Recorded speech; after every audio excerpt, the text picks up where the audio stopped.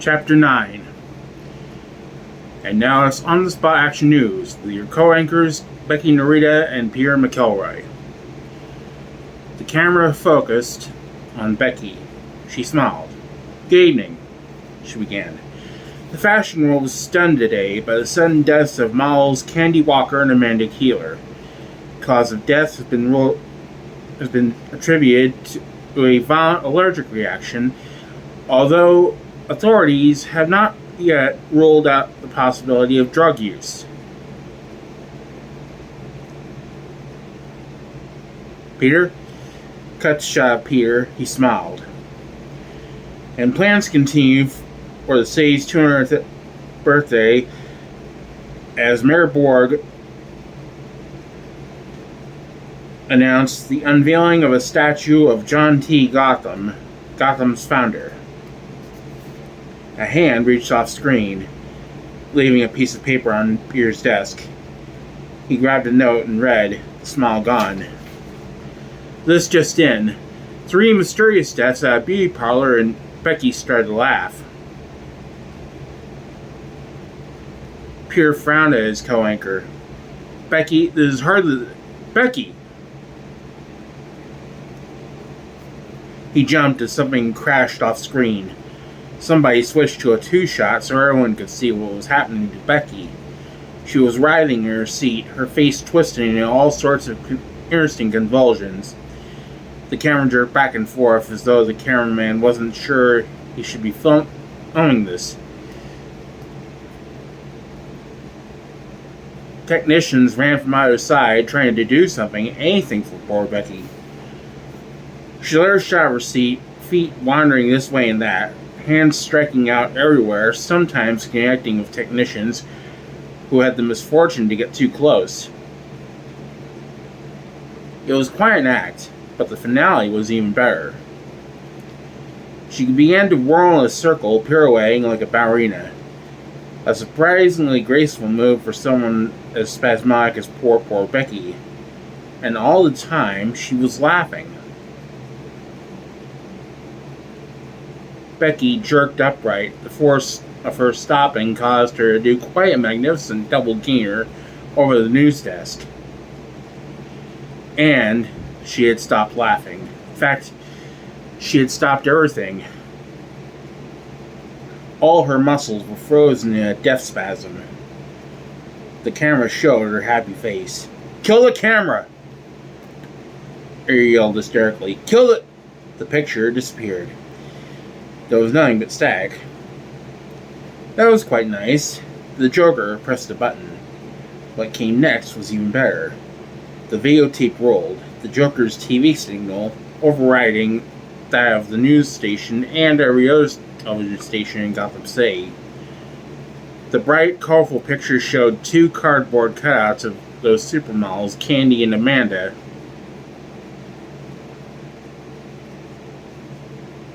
Some hours before their also unfortunate deaths, waving at the camera. But their mouths weren't quite right. Oh, how clever. They were animated, expanding into 2 possibly large smiles. That's when the cheerful theme rose up in the background. "Now spread sunshine all over the place, just put on a happy face." The models spoke with their animated lips in twin Betty Boop voices. "Love that Joker!" "Wow." The Joker sighed happily. Was this art or was this art? Of course, now it got even better. The scene shifted to a supermarket. And that most eloquent of pitchmen, the Joker. He wheeled the cart down the aisle, merrily waving to the audience in time to the happy-faced music in the background. He grabbed a brightly colored package from the shelves and thrust it toward the camera. "New, improved Joker brand," he exclaimed it in his best announcer voice, "with my secret sauce, Smilix."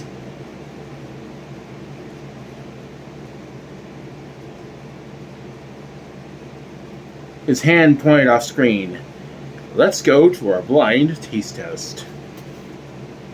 The picture changed again to show a tied and gagged and blindfolded man struggling quite uselessly in his chair. A neat white title appeared on the lower part of the screen. Not an actor. Ooh. The Joker's voice cooed. He's not happy. He's been using Brand X. A new, improved Joker brand.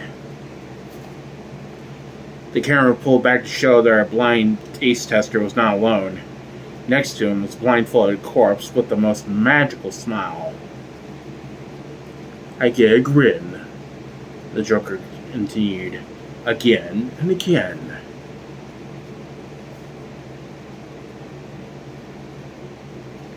The camera switched once again to our pitchman, now lounging next to a full-size cardboard cutout of one of our mouths.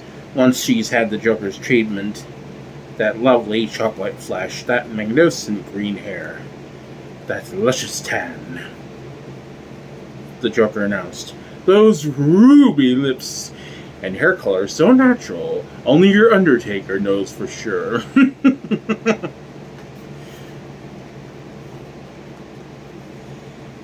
The scene switched to quick shots of a dozen delivery trucks, their sides emblazoned with the names and logos of all the fine products that have made this great nation of ours what it is today. I know what you're saying, our pitchman's voice crooned over the pictures. Where can I buy these fine new items? Well, that's the deal, folks. Chances are you bomb already.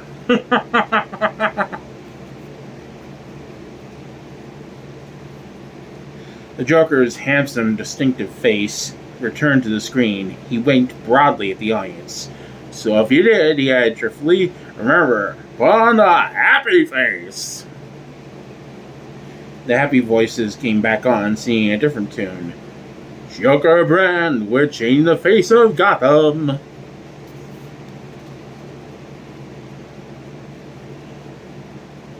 The Joker cut the transmission. What a wonderful show. You can see all of Gotham now. Young women afraid to get ready for their big night out. Young men fearful of using deodorants or shaving cream.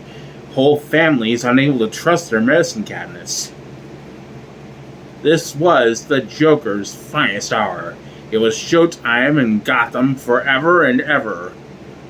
Or, at least as long as there was anyone left alive. Let's see Batman top this. Bruce Wayne turned off his television. The Joker's transmission was over. Snow once again filled the screen. It was exactly what he thought was happening. Now he simply had to find the quickest countermeasure.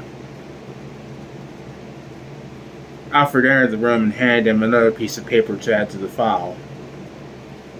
Bruce read aloud. Assault with a deadly weapon, age 15. He glanced up at Alfred. Nice guy.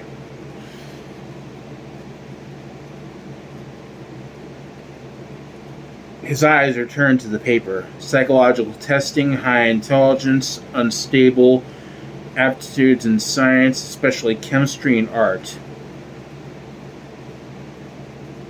He made a thoughtful noise at the back of his throat. Chemistry. He flipped to a photo of Jack Napier, then glanced up at his butler. Let's go shopping, Alfred.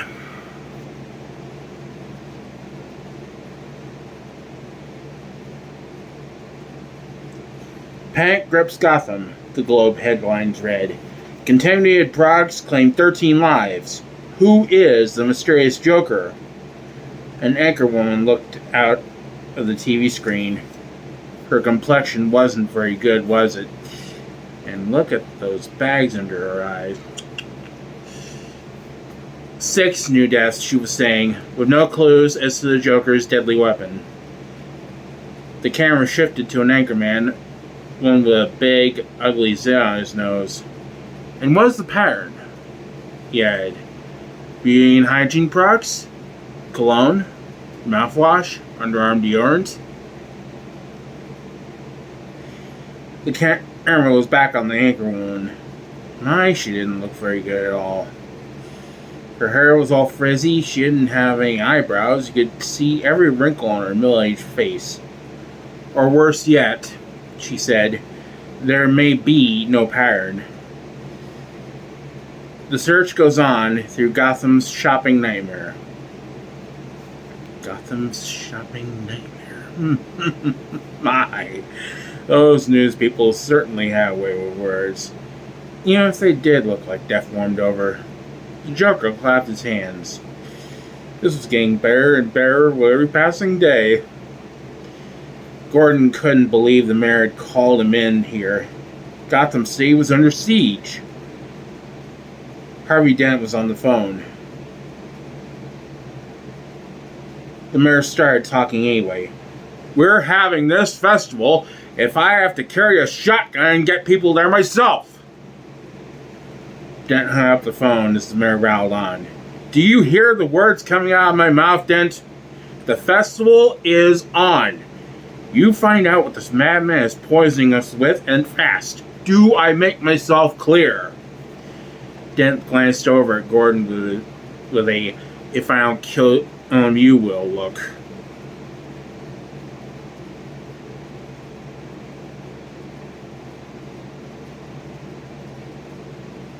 We're working on it, he replied. Bruce Wayne wandered into his personal armory. Alfred looked up from where he was holding a blowgun. Oh, sir, did you see the message from Miss Vale? The butler asked. She'll be 10 minutes late in meeting you at the museum. Museum? Miss Vale? I'm meeting her? Alfred nodded in the efficient way he had. Bruce had forgotten all about it. He hadn't been thinking about anything at all for the past day and a half except this chemistry problem. Was he becoming too obsessed with Napier? But how could he be too obsessed with someone who wanted to kill all of Gotham City? Still, he had his own life to lead. Apparently, he had promised to meet Viki at the museum. She was going to be 10 minutes late. He was afraid he was going to be even later. He wondered if Alfred had any idea what time he had been supposed to meet her in the first place. Ho ho ho ho! He was a clever joker. He'd already rinsed his hair a very attractive shade of black. Now he had to cover his white skin with the flesh tone makeup again. There was no use frightening Viki Vale too quickly, especially after all the trouble he'd gone through. First, impersonating Bruce Wayne's butler to make the date with the lovely Miss Vale, then getting Alicia, after he'd sobered her up a bit, to call that self-same butler to impersonate Viki and make the date on the other end. It probably wasn't necessary to have invited Wayne, but the tininess of it all appealed to the Joker. After all, why not kill that millionaire playboy now and get the competition out of the way? He smiled at his reflection as he put the finishing touches on his face. True, this was a lot of trouble, but you had to look your best on a first date. Jack? Alicia slurred voice interrupted his toilet. Where are you going? She staggered into the room, half-closed eyes staring through that white porcelain mask she always wore these days.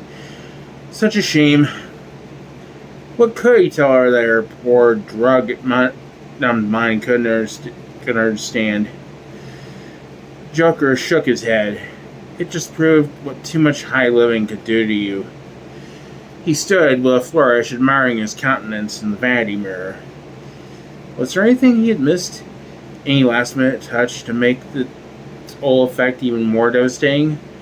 Ah, yes. He placed a very special flower in his lapel. Alicia stumbled back a step. I'm going to the Flugelheim Museum, he announced. Daddy's going to make some art. It was hard to pull himself away from the mirror, but he could hardly keep Miss Vale waiting, especially now, when he was perfect.